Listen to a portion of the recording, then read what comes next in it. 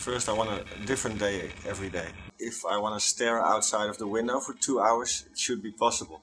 I want to work at something where I can dream. Working at a bank made me realize that if I would be absent for the week, nobody would notice. While in advertising, when you're away for a week, people will notice because problems will be solved differently.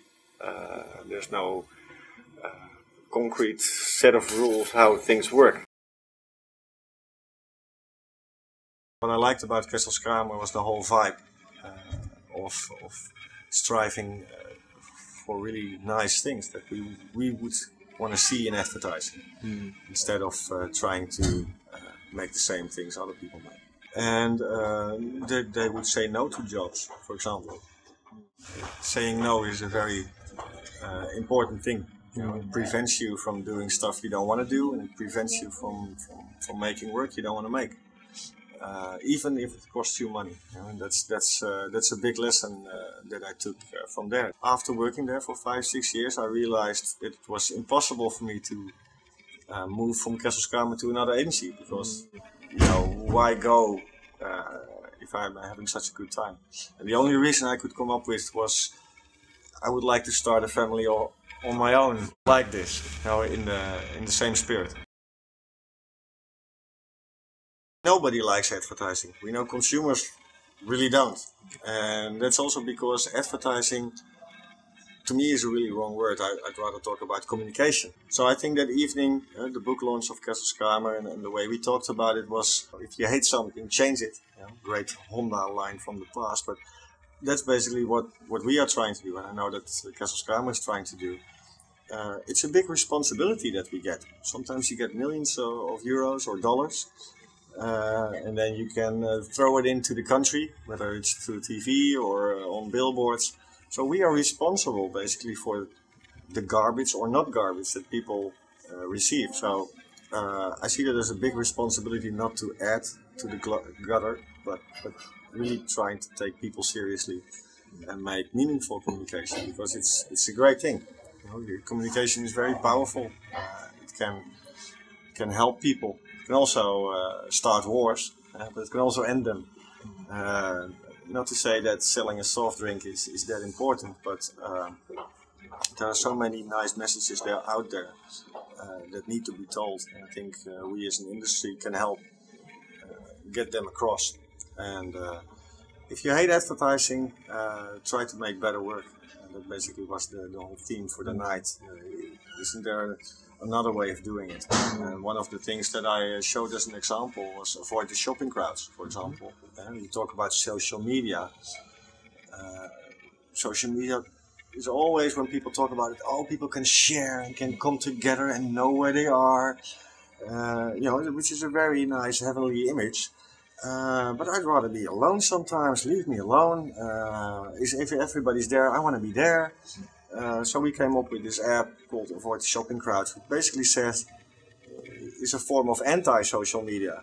If everybody is over there, if we can see that to Twitter feeds and logins, then it's maybe better to go shop there where it's more quiet and peaceful.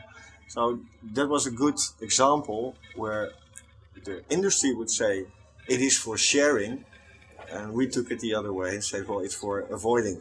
You can also use it for avoiding. And that to me is a very simple idea that I like. So not follow the medium, but look at the medium, have a thought about it. Not everybody wants to share, and do the opposite. I must say that hopefully we don't make Dutch advertising, because I find communication very international. What we try to make here, and that's also the reason why you were here and why there are other foreign people working in Holland, is that I am interested in how a Korean guy would think about a Dutch product, with a different background, instead of Dutch people working on Dutch products. In Holland we have all the same upbringing. We watched the same kids shows, we watched the same films. So when you put those people together, the conversation will go the same. But if you put somebody from Sweden opposite of a Dutch art director, the conversation will change, because he has different memories and he saw different things, and therefore there's more possible outcomes. there are no boundaries anymore. If I put something on online, it's for the whole world and beyond to see, instead of only our small countries. It's very hard to talk in those terms: copywriter, art director, interactive designer. I believe in one term, and it's creative. But what happens when you label it, you limit it. Yeah? Like I'm a copywriter, so people say, "Oh, you write great headlines or slogans," and that is the last thing that I do. And it doesn't stop me from being very curious and also develop myself in art direction or on a conceptual level. Those labels will limit you. And of course, you see changes with every new medium that arises. The long copy ads for newspaper has been long gone, but long copy ain't dead. Writing presentations is also long copy, telling a story, storytelling. But it doesn't only rely on the copyright. I think the art director has to develop in that route as well. And I think it's become way more interesting because we have new keys on our keychain that we can use online in social media. So yeah, the old-fashioned term copywriter who is responsible for words, and you have art director who is responsible for image, are very outdated. I think you, as a creative, you're obliged to yourself to develop in every direction. Otherwise, you're not a good creative.